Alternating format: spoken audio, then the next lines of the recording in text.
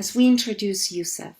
Youssef is somebody who is leadership incarnate, especially as it comes to shifting from toxic masculinity to a coaching style, allyship conversation.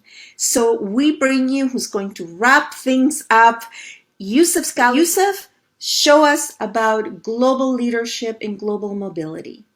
Thank you very much, Carolina. And first of all, thank you to all friends and family who are here from all over the world. I see Lebanon, Morocco, France, and Spain. Merci beaucoup. Gracias a todos. And when Carolina talked to me about leadership without borders, the first thing when she said leadership, I was like, oh, another book about leadership. The moment she pronounced without borders, I said, when it comes to borders, I'm all in it. First, because myself, I crossed borders physically many times from one country to the other and lived in many countries.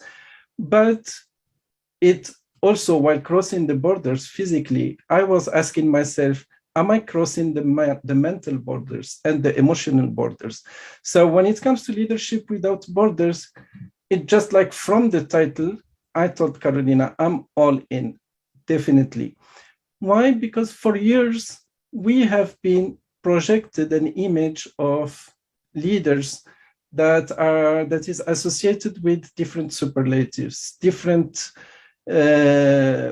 labels, and we have been pictured leaders as superheroes. Well, I got news for you. Leaders are human beings before anything else. And despite their strength, despite the weaknesses they can have, they have vulnerability, they have emotions, they have feelings. And we do all have those emotions and feelings. And while living in different countries, the most common thing that was always bringing me back to the connection and to be an inspiring leader was the emotions and just showing up my authentic self. So my chapter came after I went a long journey of burnout and prolonged anxiety, where I had to navigate a world that was marked with labels, judgments, and stigma that made me even doubt about myself. So, of course, during the burnout, I was working for one of the best companies that I cherish a lot up to now. And still, I applied all the band-aids. I applied all the wisdom advices surrounding stress management. And you know what? It worked for a few hours, few days in the best scenario. Why? Because most of the time it's symptoms orientated. It's about managing the symptoms rather than really asking ourselves as a leaders how we can really deal with it from the root cause. So for me, my chapter is a wake-up call, is a call to action, and it's coming from learned lessons.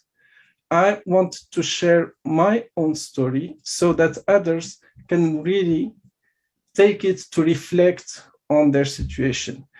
And I took the best of my burning journey.